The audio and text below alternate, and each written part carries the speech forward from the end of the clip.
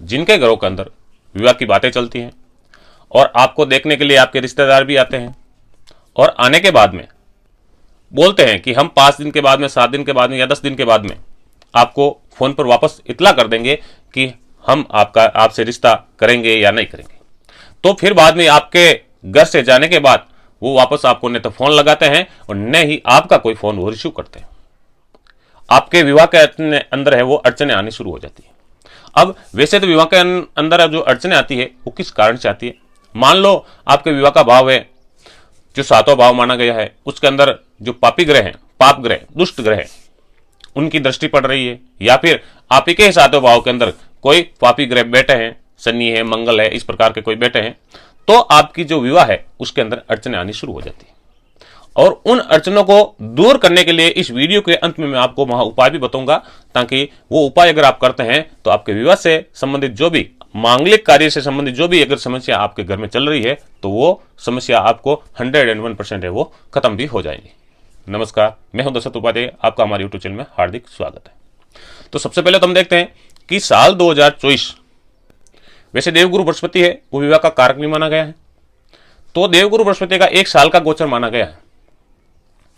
तो 1 साल तक वो जिस राशि के ऊपर गोचर करते हैं उस राशि का प्रबल योग यहां पर बनता है। हाँ, शर्त एक रहती है, अगर उसमें अगर कोई पापी ग्रह है या फिर पापी ग्रह की अगर दृष्टि आपके विवाह के भाव में पड़ रही है तो उसमें डिले होती है, यानी उसमें अंदर आपको समस्या का सामना करना पड़ सकता है। तो उसके लिए मैं उपाय भी बताऊंगा, वो आप उपाय कर लेना। तो यहां पर अप्रैल 2024 तक ये देवगुरु बृहस्पति है आपके जो मेष राशि है उसके अंदर विराजमान है। तो मेष राशि से इनकी जो दृष्टियां मानी गई है वो है 5वीं, 7वीं और 9वीं। अब कोई जरूरी नहीं है कि मेष राशि में है, अभी वर्तमान में मेष राशि में, फिर वो वृषभ राशि में चले जाएंगे। तो जहां पर ये विराजमान होंगे, जहां पर इनका गोचर रहेगा, वहां से 5वीं, 7वीं और 9वीं दृष्टि मानी गई है। तो ये दृष्टियां इनकी अमृत में ही है। इनकी जहां जहां दृष्टियां गिरती है वहां पर विवाह का योग, उन राशियों का विवाह का योग यहां पर प्रबल बन जाता है। अब विवाह का योग तो प्रबल होता है, विवाह का योग प्रबल होना इसका मतलब यह नहीं है कि इन राशियों के सभी जातकों जातिकों का विवाह हो जाएगा, ऐसा नहीं रहता। विवाह योग्य भी होना जरूरी है, और साथ में अगर आपकी कुंडली में कोई अगर दोष नहीं है तो आपका विवाह है इस साल जरूर होगा। अब यहां पर एक और शर्त भी यह भी मानी गई है, आप विवाह योग्य है और आपके कुंडली के अंदर कोई भी दोष नहीं है तो आपका योग यहां पर विवाह का प्रबल माना। यह सूत्र आपके लिए बहुत ही सटीक माना जाएगा और आपका विवाह इस साल तक होना ही है। तो कहने का तात्पर्य यही रहता है कि देवगुरु बृहस्पति जहां पर बैठता है उस राशि की, उस राशि से संबंधित कोई भी समस्या अगर चल रही है तो वो वहां पर सोल्व हो जाती है। तो यहां पर मेष राशि पर विराजमान है, तो मेष राशि का प्रबल योग बन रहा है, 1 नंबर की राशि। अब टोटल यहां पर 6 राशियां मानी गई है, 6 राशियों का विवाह का योग बनेगा। तो दूसरे नंबर की जो राशि है, इनकी जो 5वीं दृष्टि है सिंह राशि पर पड़ रही है। तो सिंह राशि का जो भी जातक और जातिका है उनका विवाह का योग प्रबल बनना। अगर आपकी कुंडली में कोई अगर दोष नहीं है, कोई पापी ग्रह नहीं बैठे हैं आपके विवाह भाव में, या उनकी कोई दृष्टि नहीं है, तो आपका विवाह का योग प्रबल यहां पर बनेगा। अगर ऐसी स्थिति है तो आप उपाय भी कर लेना, जिस कारण से आपका विवाह का योग यहां पर बन जाएगा। अब देखते हैं 7वीं दृष्टि, और 7वीं दृष्टि मानी गई है वो भी अमृतमय, और वो है आपके लिए तुला राशि पर है। तो तुला राशि के जो भी जातक और जातिका हैं उनका यहाँ का विवाह का योग प्रबल बन रहा है। अगर उनके कुंडली के अंदर कोई दोष नहीं है, अगर उनके कुंडली कोई मांगलिक नहीं है, या उनकी कुंडली में जो पापी ग्रह उनकी कोई दृष्टि नहीं है, या कोई पापी ग्रह नहीं बैठे हैं, तो विवाह का योग यहाँ पर प्रबल बन रहा है। यानी अप्रैल 2024 से पहले पहले आपका योग यहाँ पर प्रबल बनेगा। अगर आपके कोई दोष है कुंडली के अंदर तो आप ये उपाय कर लेना, जिस कारण से आपको उस दोष से छुटकारा मिल जाएगा। अब इनकी जो 9वीं दृष्टि मानी गई है वो धनु राशि पर पड़ रही है। तो धनु राशि के जो भी जितने भी जातक और जातिका हैं उनका विवाह का योग यहां पर प्रबल बन रहा है। अब धनु राशि के राशि स्वामी है वो भी देवगुरु बृहस्पति है, इसलिए इनको तो लाभ है वो डबल का मिलने वाला है, प्रबल योग बन रहा है। अगर इनकी कुंडली के अंदर कोई दोष न हो, अगर है दोष तो उपाय कर लेना। अब यहां से और देख लेते हैं कि 4 राशियां यह हो गई, एक मेष, दूसरी सिंह, तीसरी तुला और चौथी धनु।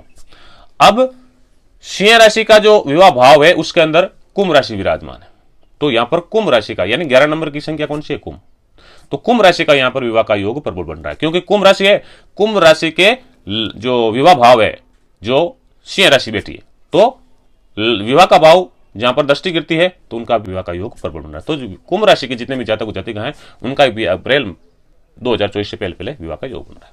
अब उसके बाद में देखते हैं कि जो धनु राशि है, धनु के जो विवाह भाव है वो उसके अंदर 3 अंक लिखे हैं, 3 अंक मिथुन राशि। तो यहां पर मिथुन राशि का भी प्रबल योग बन रहा है, क्योंकि जो धनु राशि है उनका विवाह का भाव है वहां पर मिथुन राशि है, इसलिए मिथुन राशि का यहां पर विवाह का योग बन रहा है। क्योंकि ये चंद्र राशि के आधार पर है तो इसलिए ये राशियां हैं, ये तो स्वाभाविक है कि वहां पर बैठे ही बैठे।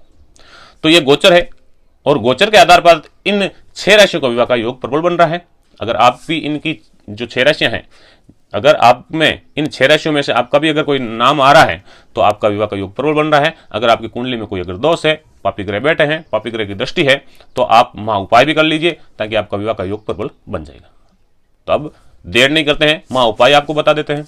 तो आपको क्या करना है, शिव पार्वती के मंदिर में जाना है सोमवार के दिन, और आपको शिव पार्वती को अपने घर से एक काजल की डिब्बे लेके जाना है और वो शिव पार्वती को अपने हाथ से है वो काजल लगाना है। अब आपको 11 सोमवार जाना है, 11 सोमवार यानी 11 बार आपको जाना है सोमवार के दिन, और आपको जितनी बार जाएंगे उतनी बार काजल की डिब्बी आपको नहीं लेके जानी है, और वो काजल लगाने के बाद वो डिब्बी वहीं रख देना आपको। अब आपको काजल लगाने के बाद आपकी मन की इच्छा वहां पर बोलनी है, और आपकी जो मन की इच्छा, उनके सामने एक नंदी बैठा रहेगा, उस नंदी के कानों में आपको वो बात कहनी है। आपकी शादी से संबंधित जो भी समस्या है वो उन नंदी के कान में कहना है कि हे नंदी, आपके आराध्य देव शिव पार्वती है, उनको हमारी ये जो समस्या है वो आप, ये बात है आप उन तक पहुंचा दीजिए ताकि वो हमारे विवाह से संबंधित जो भी समस्या है वो सोल्व हो सके। ऐसा कहकर आप घर पर आ जाएंगे। फिर दूसरे जो सोमवार है उस दिन और नई डब्बी लेके जाना है और उनको काजल लगाना है, और साथ में आप अगरबत्ती अगर लेके जाते हैं तो अगरबत्ती आप वहां पर लगा सकते हैं, 5 अगरबत्ती आप वहां पर लगाना है। प्रसाद भी अगर आप चढ़ा जाते हैं, आप भी प्रसाद का वहां पर भोग लगाना चाहते हैं तो आप अपनी इच्छा अनुसार आप प्रसाद ले जा सकते हैं। तो इस प्रकार आप ये छोटा सा उपाय अगर करते हैं तो आपकी कुंडली में जो दोष है उनका जो असर है वो काफी हद तक कम हो जाएगा और आपका विवाह का योग यहाँ पर प्रबल हो जाएगा, जिसके अनुसार आपकी शादी है होने का योग प्रबल बन जाते हैं। आशा करता हूँ ये वीडियो आपको पसंद आई होगी। अगर हमारा ये वीडियो आपको पसंद आई है तो हमारे चैनल को आप सब्सक्राइब कर दे, वीडियो लाइक कर दे, वीडियो अपने दोस्तों के साथ शेयर भी जरूर कर दे। हम फिर मिलेंगे अगले वीडियो में, तब तक के लिए जय श्री कृष्ण, राधे राधे।